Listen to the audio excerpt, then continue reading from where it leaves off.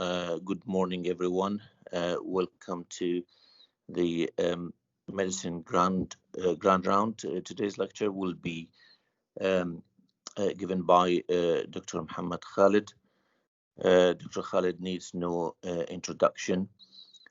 It's well known to everyone that since the beginning of the COVID-19 epidemic, Dr. Khalid had a major contribution to the COVID-19 service in the hospital. He has been a regular attendee at the COVID-19 meeting. He was very interested in the COVID-19 research, and he has regularly provided ideas, opinions, and advices. Today, Dr. Khalid will talk to us about whether we have broken the code for the COVID-19. Over to you, Dr. Khalid. Thanks. Thank you very much. Assalamu alaikum, everybody. Good morning. First, before I start the lecture, I want to present this final, just recent conclusion from the WHO. They say at present there is, and this is the conclusive word, and it is very saddening to read that, but we may or may not agree with it as we finish our talk, inshallah. It said at present there is no specific treatment for COVID-19. Given the high rate of transmission of this virus between humans and its pandemic, it is important to identify the basis of its replication, structure, pathogenicity for discovering a way to a special treatment or the prevention. So what it says that we have to understand how this disease works before we embark on managing this case. So I want to see whether have we done that or not yet. So I think with this introduction, I just want to show you a very quick that so far 21 million people have been affected, approximately 767 people have died from this disease. The one thing which came very rapidly to our information is that their mortality or number of deaths were different in different countries. Like there were much higher mortality if you look at in this graph in USA or Europe compared to the underdeveloped countries. So there was a distinct difference between developed and underdeveloped country mortality. This graph shows the same thing in a little bit different way, that if you look at the number of deaths compared to the in different countries, so the developing countries did not have that significant deaths in as you see in the developed countries, and I will explain you a little bit later on. My talk will be based on today, and I will not discuss any studies in detail. Everybody is reading a lot of studies. I will just show them and quickly move on. I want to describe pathophysiology. I'll describe the virus a little bit. I will describe the treatment which is available, and I'll discuss 3 cases to highlight the management and the potential management which should be done at present time to achieve the success. Before I go to that, I want to acknowledge one thing, and I think the acknowledgement has to be extended where it is due. So the acknowledgement is that I think the Saudi government acted very fast after initial outbreak in China, and I do not know whose advice they took, but they took appropriate lockdown. They stopped pilgrims to come, and they stopped movement of the flights and everything. And unlike the Europe and other people who were sitting and laughing at China and its pandemic and control of infection, while did not took precautions, the country took appropriate precautions. And I think that prevented large number of deaths and spread of the disease in this country as well, because there is a lot of tourism in this country, and that was an appropriate and very timely intervention. The second intervention, which I think is that when we had our meeting in the hospital, and hospital administration did so far an excellent job organizing the whole situation in King Faisal Hospital. But at the same time, the first meeting which took place was organized by Dr. Haji to have our meeting to discuss. We decided that we will discuss every case in the section, and we have invited the chairman for possible coverage. And from this meeting, then later on, and Dr. Abdullah Dalan suggested that we should have this meeting every day, and that's what became the routine. And then it was taken over by the infectious disease, and all the specialties got involved. And this is how this actually daily meeting became the groundwork for formulation of future treatment. With this, and I think that was the best thing that happened to the hospital and probably the management all around the country, because the things which evolved from here went to everybody. Now, I just want to tell you the virus itself. To describe the virus is the appearance. It has S protein, it has RNA, it has a spike protein. And if you look at this, Dr. Johra gave a nice lecture on it. Excuse me, the main pathology comes from this S protein or the spike protein. The rest of the things are just the replication of the virus, but the pathogenicity come from here. So the future antibodies, or if we have any kind of a vaccine, it is going to work on this S protein. And the idea will be to get rid of this spike protein. The virus without these spikes is a non-virulent virus. So this is the future of antibody treatment or the vaccination. Whether we have achieved it or not, their trials are already way, and we will know it later on. And I think the if you look at this uh, comparison of this virus with the previous two very common and very known, well-known diseases which were caused were the MERS-CoV and also the SARS virus or the swine flu virus. This coronavirus comes from the corona family, and it shares around 70% of its antigen genetic material with the SARS virus, 50% of the genetic material with the MERS-CoV. It is very significant, and I will mention it to you later on. I just want to tell you that how much genetic material, and it has a treatment implication also. If you look at this, where this virus changed, and if you look the highlighted area, these are the things, that these are the genetic change. When the virus came initially, it was a big controversy. Is it a synthetic virus, was formulated in a lab, or was it a natural progression or transformation in nature? And there is an article in Nature, and I will not describe the article. It was a nature, it transformed into the different animals. It came first in Wuhan, China, and it was not manufactured in the lab, and this is confirmed.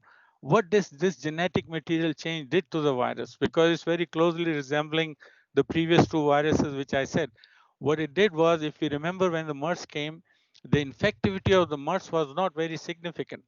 It was a macro droplet transmission, and from the kingdom it did not go anywhere else. Very few sporadic cases here and there, but it did not spread. Unlike that, this virus, this change in genetic material, it made it very virulent.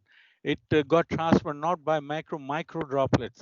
We learned it way later when the disease has spread to everybody. It has airborne transfer. We did not know that. And that's why this disease, so this change in the genetic material made this virus very easily spreadable. And that is very late now we are recognizing this change.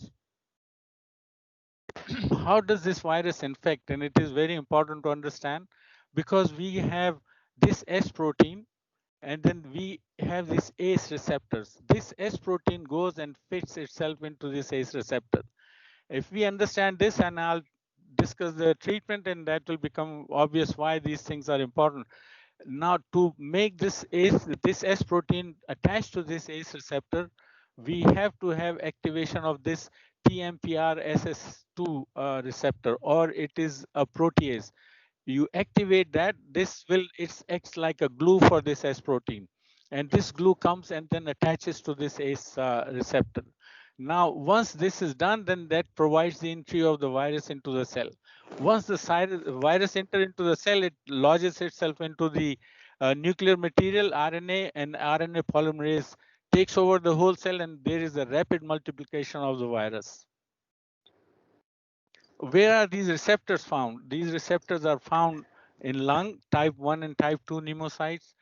There are no ACE receptors in upper respiratory tract. This is very interesting, because these people, when they came, they came asymptomatic for several days. They did not have a typical flu, that nasal congestion or a lot of nasal secretions or sore throat and other stuff like that. The reason was, as I just showed you, the receptors, it affected those lower part of the lung. And these patients walk around us without any symptoms for a long time. And then they came with systemic manifestation, maybe tiredness, fever, and some other have. So I don't want to go to into the detail of manifestations, but at the same time, they did not come with a typical acute presentation which we expect, and that probably made it further dangerous to this one from the spread point of view. One, it was very easily spreadable, and second, it was not easily detectable in initial stages. So it was very difficult to control this virus. Where other these receptors are found? These receptors are found in GI tract, in the enterocyte. The whole GI tract is loaded with this virus when they did the histology. Now we know the GI or gastroenterology, the GI tract is the largest organ system we have. And then this also has the ACE receptors on the endothelium, an endothelial system in all over the body. The kidneys have this receptor. There were no receptor in the brain cells, but in the endothelium. So you did not have brain involvement, but the endothelium of the brain got involved. Hepatocyte does not have the virus receptors, but the vascular sinuses in the hepatocyte did. A big organ system involved was the RBCs, red blood cells have ACE receptors, and endothelial reticuloendothelial system. It was very nice. Dr. Rand presented the cytokines and inflammatory pattern, and I don't have to go into detail. I did ask her a question that when the lung damage happened, there was no cellular damage to the lung. So this lymphopenia, now we know that it is due to the increased apoptosis of the lymphocyte. It was not due to the sequestration. Now, so when we want to do management of these initial, the whole management came based on hydroxychloroquine, azithromycin. When we have our first meeting, the first meeting we're told that we will give anti-virus drug Kaletra. That will be our choice of the treatment in King Faisal. But now as I told you, that patient when they came, they already systemically infected, and we knew that most likely these antiviral drugs will not work. Then came initial studies from hydroxychloroquine and other receptors. So what we do is that the main concentration was to block the ACE receptors, and if we can block this TMP-RSS2 receptors. And people thought if they can be blocked, we can prevent the infection from spread. There's a large article, and if somebody wants to take the note, you can take that article which describes the blockage of these receptors.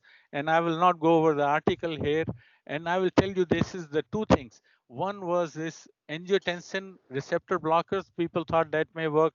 They thought that these cormolin antagonists or estrogen receptor modifiers, because anti-androgens will block these ACE2 receptors.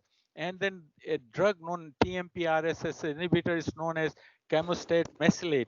This is used in Japan for some hematological situations. So the Japanese use this drug. Now, another drug which blocks these receptors was hydroxychloroquine. So I will come to that in the treatment part, but what happened is that the first radiology came on, if people can block their microphones, so that will be good. They will be not noise. Thank you very much.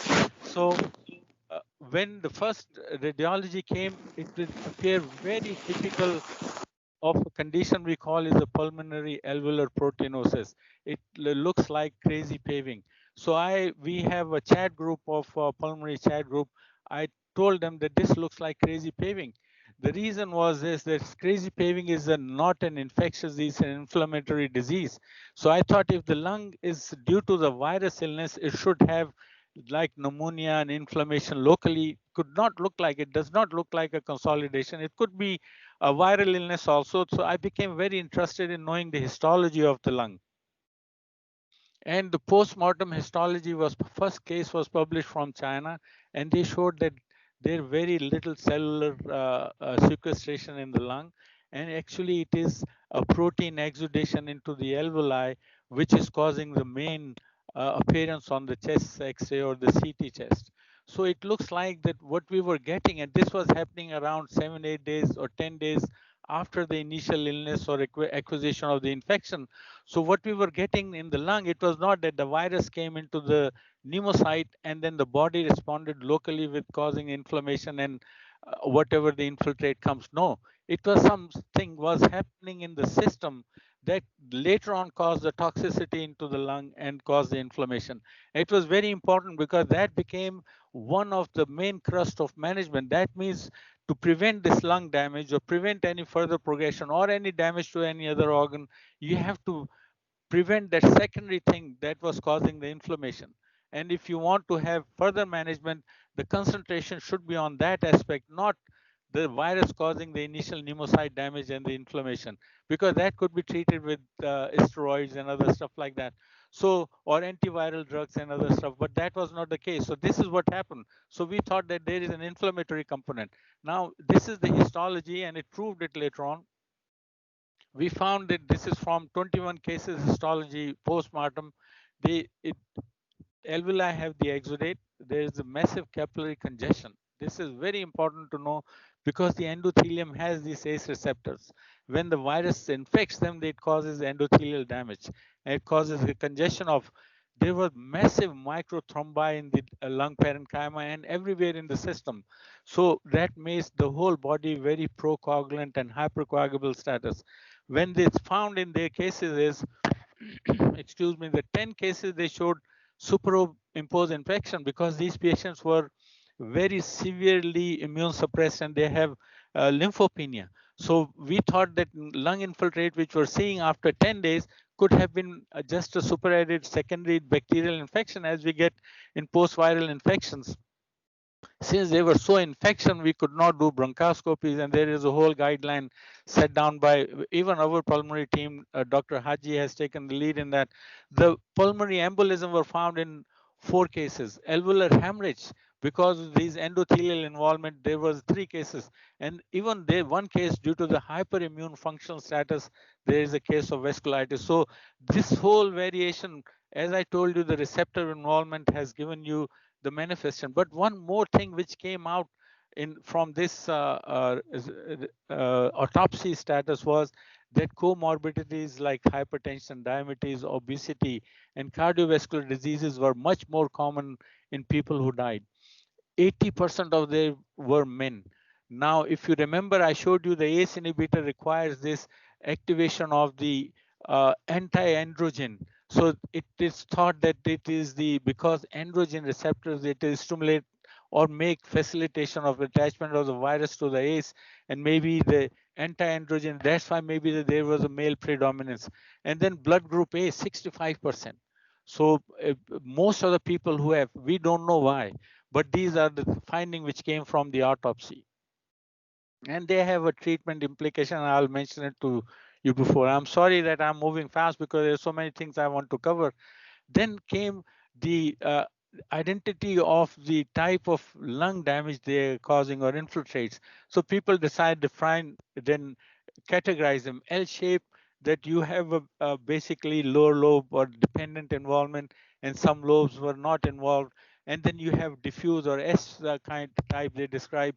The reason was, and based on them in ICU, people who were going through the respiratory problem, the prone positioning versus extensive damage, and the ICU management. And this is not the time for me to discuss, but these different kind of scattered lung infiltrate provided some treatment intervention, and the most significant of them was the prone positioning because of the type of involvement this virus was having in different places.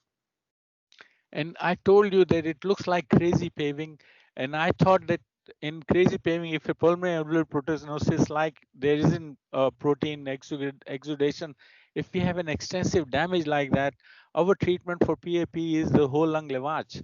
But if this disease is so infectious, nobody has attempted it. People put them on ECMO, people put them on high ventilator support and all those, and there is a lot of data available. But I thought that may have been of benefit if in case of advanced diseases it could be thought of, but that is secondary and we don't have the time to speculate on those things. I have one question from everybody and I ask, And the reason I'm asking, and I will put a condition to it, because I want people to understand and pay attention to me. What is heme flavonoid? Anybody amongst the residents or fellow answer this question and its role into the COVID infection? I will give them $500. And if any of the consultant except Dr. Eid Muteri answer, I'll give them $1,000 for it. Even the chairman can attempt. If chairman answer, I'll give him 1,500. Anybody wants to take it? So I want to move on. The reason it is I want to tell you the heme flavonoid, because the next mechanism I told you is I thought the lung damage is not from the viral and then the inflammation cell coming to the lung. It was later on something was generating this inflammation. So where this inflammation was generated? So what I read from the Chinese studies, there is an activated uh, toxic iron radicals which are produced, and these iron radicals are the one which were causing the lung damage. These iron radicals are the one which were initiating the cytokine response or the inflammatory response the body had. These iron radicals were the one which were causing endothelial damage and all this. So where these toxic iron radicals were coming from? We were measuring ferritin levels, we were measuring D dimers, we are measuring, but ferritin was an indirect representation. So I looked at that where this, and this is the first time, there is no article on this, and this is the first time I'm describing this to you all, is that's why I asked this question. At this, I looked at where is this iron is produced. So if you look at the heme metabolism, and I call this virus as a vampire because this goes to the RBCs and the blood-loving virus. And when it goes to the heme, the heme gets metabolized into three things. It gets metabolized into this iron, ferric. It it has it produces the ferritin and it produces the carbon monoxide. These are the three things it produces, and then it goes into the bilirubin, indirect bilirubin production, which goes to the liver. So that is where the iron was produced. So then I said to myself, if this is there, because we were measuring the ferritin level and this is the iron level, so what is causing this toxicity? That it looks like to me that this this enzyme heme oxygenase 1 was playing the major role in the metabolism of this production of this iron. Now, if you have beside this ferric or iron production, there was a carbon dioxide production. So I thought if there is a carbon dioxide production, we get a normal oxygen saturation and we get leftward shift of oxyhemoglobin, and it should cause tissue hypoxemia. And there is we have collected some data, and it shows that we were looking at the lactate level and the carboxyhemoglobin level, and when we are looking at this, we see the people who have higher carboxyhemoglobin level have higher lactate. And we when we check their pulse oximeter, the pulse oximeter is fine, just like in carbon monoxide toxicity. So the reason these patients were getting hypoxic and tissue hypoxemia, because there was a leftward shift of this oxyhemoglobin curve. Now, then I looked this, is there any syndrome or have people described heme oxygenase in past? Is there a deficiency so that causes a similar presentation, or does it play any role? So there, when I looked it up, I found one case report of him described as human heme oxygenase deficiency syndrome. And to my surprise, if you look at this, it produces coagulation abnormality. It causes elevated levels of heptoglobin, ferritin. It present exactly like how this COVID infection present. So I knew that this heme oxygenase is the one which is playing the role. Now I went a few times to our geneticists and wanted to look whether there is a very specific popular, because we know there is a small number which get very, very sick and large number recover. All over the world, 99% people recover. This 1% is the one which gets very sick. So we could not identify this 1%. So I want to see if there is a genetic deficiency now or genetic, and then We know a lot of us know this Korsakoff psychosis from thiamine deficiency. We know beriberi from vitamin C deficiency. Then I wanted to know what is causing this manifestation of heme oxygenase. If there's no genetic link, is there anything that can cause the deficiency of this enzyme? So that is the question when I ask you heme flavonoids, what maintains these heme oxygenase health? Heme oxygenase health is maintained based by these flavonoids. What does these flavonoids do? Is here it provides this quercetin. These flavonoids go to this quercetin, they come here, work on heme oxygenase, and then they produce this antioxidant, and they convert the activated or toxic iron into the ferric form, which is non-toxic and does not generate inflammation. I'm 1000% sure whenever a deficiency is identified in a COVID-19 patient who gets severely sick, these patients will either have some problem with heme oxygenase or there will be a deficiency associated in this link. And that's why I ask you the role of heme flavonoids, and I will give you the management aspect also later on. Now, a lot of data came hydroxychloroquine, whether it works or not. Hydroxychloroquine works three ways, and still the issue is not settled. It works, it inhibits, it makes the pH of the cell alkaline. It increases destruction of the cell. Because of the alkaline pH inside the cell, the virus cannot multiply. Then it spike protein, I told you the receptor, it blocks that receptor. The third thing it does is that inhibits the replication of the virus inside the cell. Now, to inhibit this replication, it needs what hydroxychloroquine does. It facilitates the zinc to come inside the cell. Now, the zinc inhibits the virus RNA polymerase. So there are three things that hydroxychloroquine does. It blocks this receptor. It makes the pH alkaline, so the virus cannot grow. The third thing it does is that it causes the facilitate the movement of the zinc, and the zinc inhibits the viral RNA polymerase. Now, we know as a pulmonologist, there is a drug which is known as chromalin sodium. It covers the surface of the mast cell in asthma. For it to work, it has to be given before the antigen goes to the mast cell. The same way, if you want to give hydroxychloroquine, it has to be given before the virus has gone into the cell. And then later on, it also still worked to kill the virus into and helps the zinc to all stop proliferation also. And hydroxychloroquine also has an anti-inflammatory effect. That's why it is used for rheumatic conditions and other stuff like that. So this has three functions. But for hydroxychloroquine to be functional, it has to be given very early. We know this virus is deceptive and it spreads very fast. So in some cases, when it was given in advanced disease, it may have not worked. But still, it has some role to play because when intracellular killing of the virus and as an anti-inflammatory. That's why some studies show good outcome, some studies no outcome, and some people use very high dose and it has a toxicity. So a moderate or small dose possibly still should be used, in my opinion, for all these patients because of the pathophysiology and the mechanism of action I described. Now, if you go to these are studies, the negative studies show no benefit.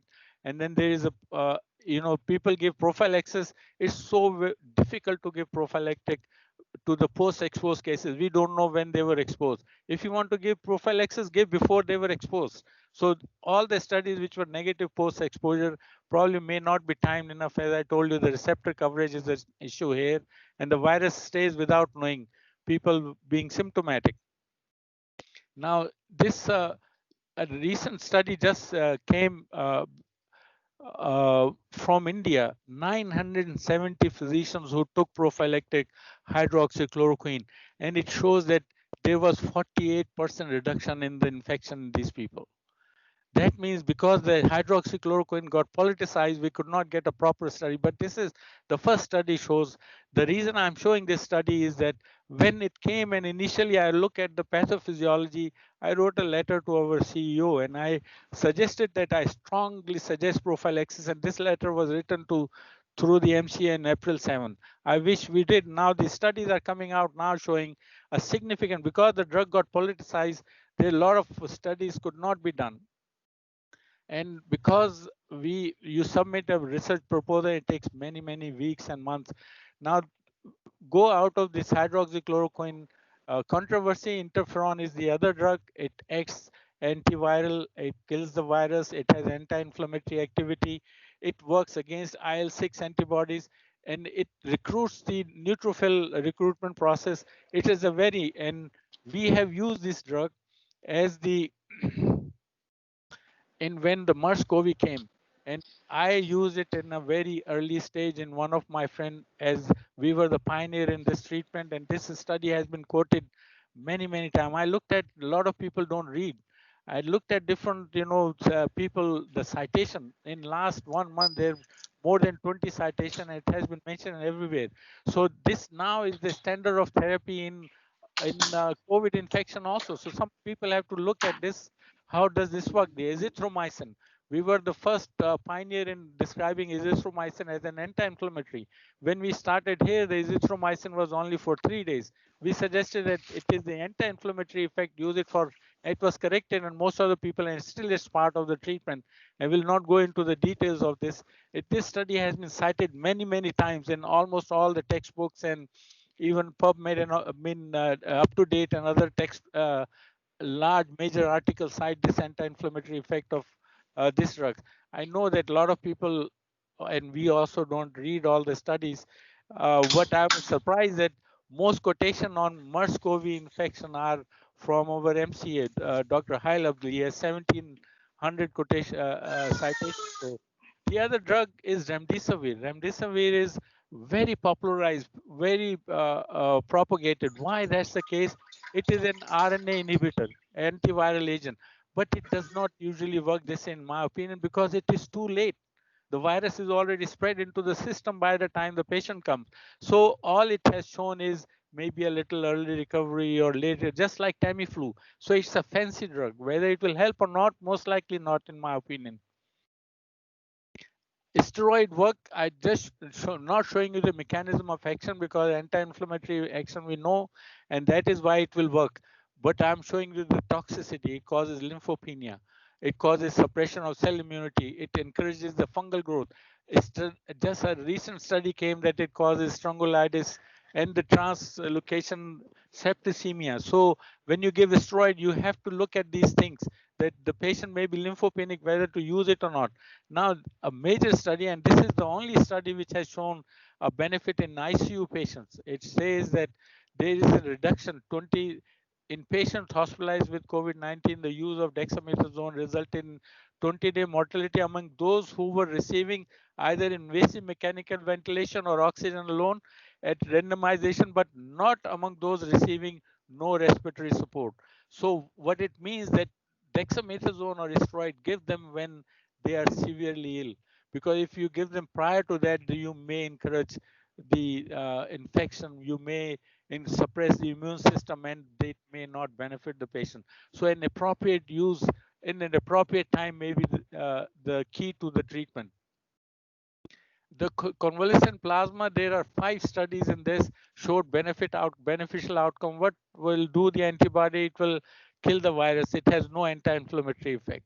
So it has a positive outcome in severely sick patients. IL-6 inhibitor tocilizumab. The Chinese said that tocilizumab helps the patients who were in intensive care. This is the study because it blocks the receptor of IL-6. Then when we thought that it is the inflammation, can we block the inflammation before it causes the lung damage? So in our meeting, we very strongly propagated. I remember Dr. Hukail and myself, Abdullah Hukail, overriding people who were saying that we will only give tocilizumab in ICU. We said no, it blocks the inflammation early, and that probably helped a lot. Now it is becoming, and there is a study on tocilizumab, 153 patients. The outcome is exactly the same in those ICU patients it was given as the non-ICU patients. So it has a significant impact in the outcome. If you use it early, most likely you will avoid the mortality. This angiotensin converting enzyme, there is study, people thought it may increase the mortality. There are results were that there were uh, no significant difference in mortality in use of these ACE inhibitors in people with hypertension and other stuff. So the ACE inhibitor did not change anything. And this was one of the concern people have. Just wanted to mention it. Now I want to describe to you three cases very quickly to summarize how to approach these people. I hope you understood what is happening, how the infection comes. I hope you understand the lung damage is not from the virus cytopathy and local inflammation. It's a later inflammation causing the lung damage. I hope you understand how these drugs work, and I hope that you understand the timings, how significant it is in the treatment of these patients. Now, this case is an 85-year-old lady. She came, known case of preserved ejection fraction heart failure. She was a BOOP in the past. It's in remission, osteoporosis, admitted with febrile illness, and she was COVID positive. She was started on azithromycin. She was started on hydroxychloroquine. Now, the problem was that starting on the hydrochloroquine became extremely difficult for me because the Lancet study had come, which was a negative study. And I spoke to Dr. Abdurrahman Raji and I said, I feel that in our experience, the hydroxychloroquine, we are not using high dose. It is benefiting the patient. I want to put this patient on. And so he told me, you will be brave after yesterday's studies even to think. But we decided that we will put her on half the dose of what we were giving, 400 milligrams. I put her on half the dose of hydroxychloroquine and treated. And this was the admission chest X-ray. If you show fairly okay, maybe a little bit inflammation in the lung. Anybody who came with inflammation, we also gave a broad spectrum antibiotic to these patients. This was the initial CT. But after 5 days, this chest X-ray changed, and this was the CT after the 5 days. So we realized that this patient now developing the lung infiltrate and the inflammatory damage to the lung. Half dose, because she was very severely lymphopenic, we decided to give half dose of the tocilizumab, and she responded, and we maintained. We did not, and we put her on the steroid as well. Now she responded to the treatment. Her oxygen requirement went down. Her chest X-ray started to improve, and we were comfortable. We continued the other things. She received 5 days of azithromycin and hydro. We believe the severity of the disease was less, and she responded fast to this anti-inflammatory disease. Then what happened after 1 week of this tocilizumab? She developed this massive lung infiltrate. And I want to show you this, the next chest X-ray. And if somebody, CT chest, if somebody wants to make a comment on this CT chest, they can. I will pause if they see anything. So if you look at what we call is a reverse halo sign, that some of these consolidation have these hyperlucency in the center. These are not cavitations. What we call is a reverse halo. So since she's a known case of BOOP and she has this hyperinflammatory process, there was a question whether she has developed relapse of BOOP in this patient. So when you're doing, it's not only COVID inflammation of the lung. These people are prone to secondary thing. And I spoke to the infectious disease. They say it could be a fungal infection. So what was done to this patient was given high dose dexamethasone, was high dose steroid. We use interferon for her because we knew that her lymphocyte count is low and the tocilizumab may have a negative impact on her. And then the infectious disease put her on a broad spectrum antibiotic along with antifungal. And after 10 days, this patient chest X-ray looks like this. And the patient was, after 3 months of struggling, was discharged. So what it means is that you may come with one condition, and that is where this multidisciplinary meeting on a daily basis came very handy. Each case was discussed in very thorough, as like you're playing a soccer game, and things were adjusted accordingly. And I think that made a major impact on the outcome. So this is what this case. And the second case was this 35-year-old physician who came with the flu-like symptoms, COVID positive, deteriorated very rapidly, developed hypoxemia, started on tocilizumab, dexamethasone, and given post-COVID plasma. And this patient was in National Guard Hospital. Now this is his initial chest X-ray because he was very severely ill. Give all these intervention, and after 1 week, this is his chest X-ray, and he was extubated, recovered very nicely. So if somebody comes with a severe disease, you can hit them very hard and hit them early. And then also he receive, because we don't know whether there is an infection or not, broad spectrum antibiotic. This is another case, 62-year-old patient with minimal symptoms. This is initial chest X-ray, and this patient has some few scattered infiltrates, but not very significant.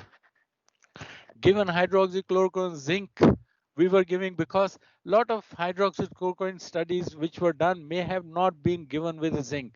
If you saw when I told the initial pathophysiology, zinc facilitates the inhibition of polymerase with hydroxychloroquine. If you run the study without it, now it's part of the Ministry of Health recommendation as an outpatient treatment.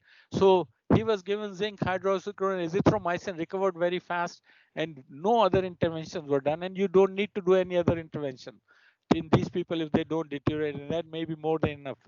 Now, this is a 62-year-old physician who developed this acute lung injury post-COVID, hypoxemia. He was maintained on non-invasive ventilator. This is his initial lab. He is in Pakistan. They called me. Several patients we were managing online, and then after initiation, we told them these are our recommendation. One of the things which we recommended very strongly, knowing pathophysiology, that he should be on a therapeutic Claxane, and he was given tocilizumab. He was given a steroid. What happened to him as a follow-up, if you look at his chest X-ray improved, the old and the new one, new chest X-ray, and he clinically started to mobilize. I asked for a couple of days. I did not follow him up. It was like after a week follow-up, I did not follow a couple of days. Then I called his son and I asked him what treatment he's getting now. So he told me that patient is on Solimedrol. He's only once a day Claxane and other medicine. I knew that he is improving, he is mobilizing. I asked him, did you do a D dimer on him? Initial D dimer was high, and then when we did the D dimer, this was his D dimer if you look at it, and then this is the reference range. He was 12 times high, so I know that he was not getting this appropriate anticoagulation, and that is one of the main crux. Beside initial prevention, after that, the anti-inflammatory drug and this anticoagulation. Now we have a very established protocol for anticoagulation based on D-dimer. I suddenly asked him that, this was my next question from him, that is he on a therapeutic full dose anticoagulation or not? And then he told me the next message to him that my father just passed away.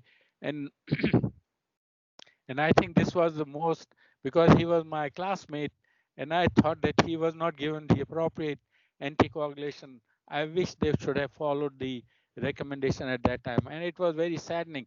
So this is how we were learning at the same time as we were moving on. Now what is the latest recommendation as we approach, and I hope I have described you the pathophysiology in a very short time, try and concise, and then how to manage and treat these patients. And this is now current recommendation, hydroxychloroquine. This is the WHO recommendation. They say that insufficient evidence. We believe it's a very strong evidence. Hopefully our data may be published soon, or somebody will publish from ID, or this study will come out. And then there is a weak recommendation. I do not believe antiviral have any role. I do not think. The only thing which has made a difference in intensive care unit is the use of steroids or dexamethasone. They also, WHO recognizes that remdesivir and hydroxychloroquine reduce the duration of the illness. I think hydroxychloroquine does much more than that. Now, this is where the main crust of management lies here. And if you can prevent this ferric formation, you can prevent the whole damage of the lung. Now, the people have to find that subgroup. Is there a problem with hemoxygenase 1? And that is where I ask you this question of flavonoids, heme flavonoids. What maintains the heme flavonoids? Now, in our maintenance treatment, we have to do prevention, mask. supplement the flavonoids. What are the flavonoids? I will show you antioxidants, because to prevent oxidant or associate the radical heme radical associated damage, you have to give these antioxidants. Zinc is very important. Vitamin C is an antioxidant. We know a lot of people realize in their so far practice it has helped. I think early intervention, very, very early intervention with hydroxychloroquine, if you have TMPRSS and receptor antagonist, this will help. And we say that early the intervention, the better outcome, and we have seen that repeatedly. Now, define the severity group: male, the blood group A, diabetes, hypertension, see, coronary artery, obesity, age 60. If you have this group, intervene with anti-inflammatory like tocilizumab early. Don't give them steroid, but give tocilizumab early if you can. Other symptomatic patients and inflammatory markers in lung involvement, that also is something that can identify the severity of the disease. Now, when I ask you, go on the internet or Google and search the flavonoids. Are we deficient? Like I told you in Korsakoff, these are the flavonoids. You find these flavonoids in these things.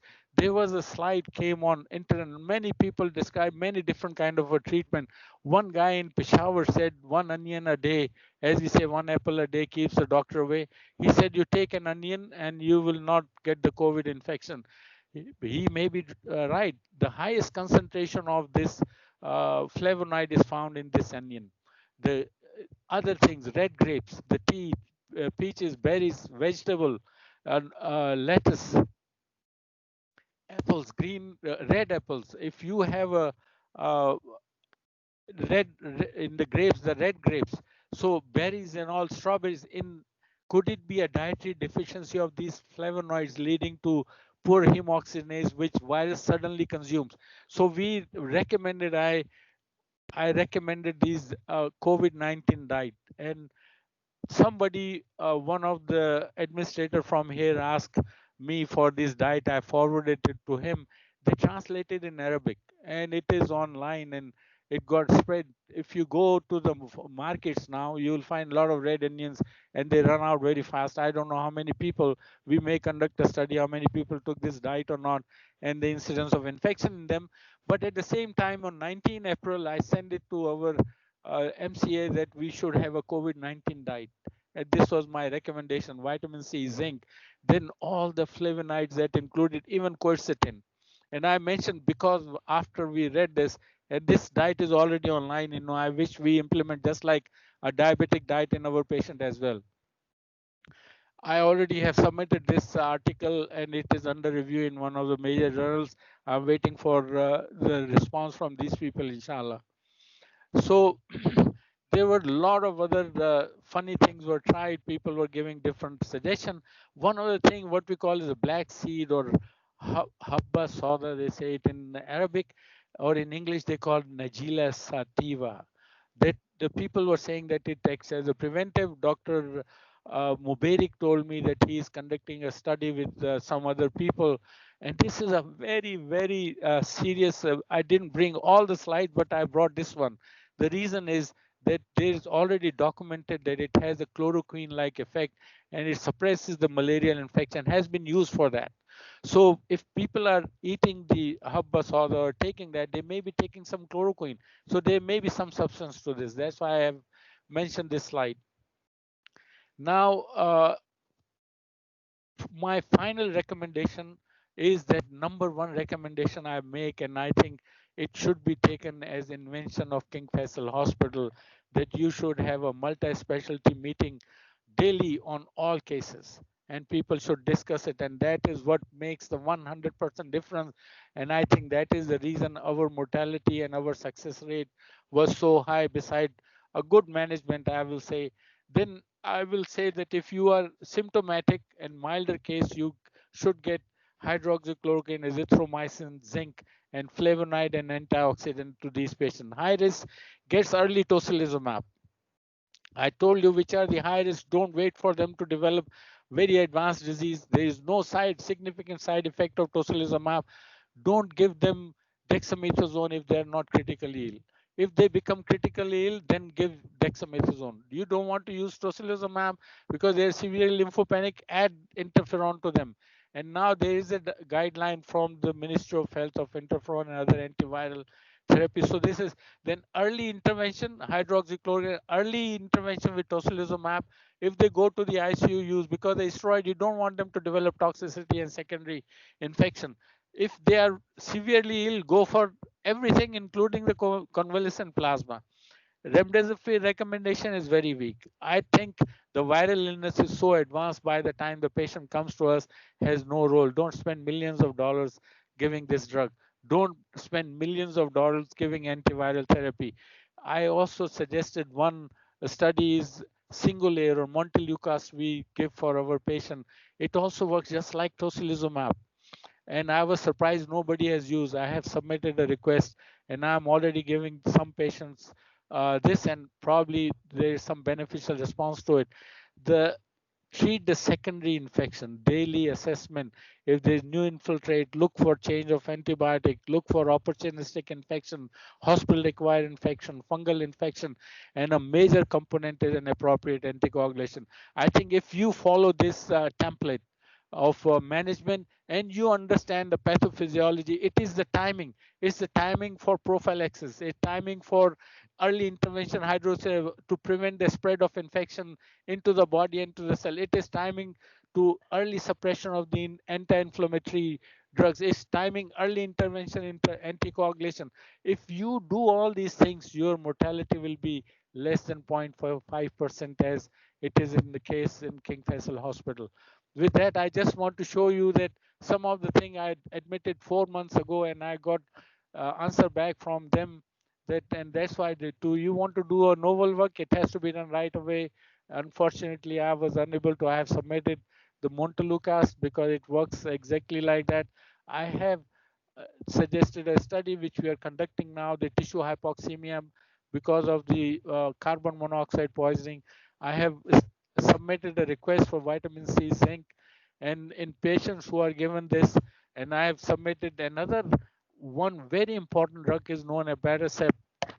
I looked at what causes the inflammatory marker SIRS. It is the activated macrophages. They are loaded in these patients. And then I looked which drug causes the suppression of these macrophages. And it was actually the abatacept. It is not tocilizumab. And I felt if you, before the tocilizumab, before the IL-6 is produced, why can't we suppress this macrophage?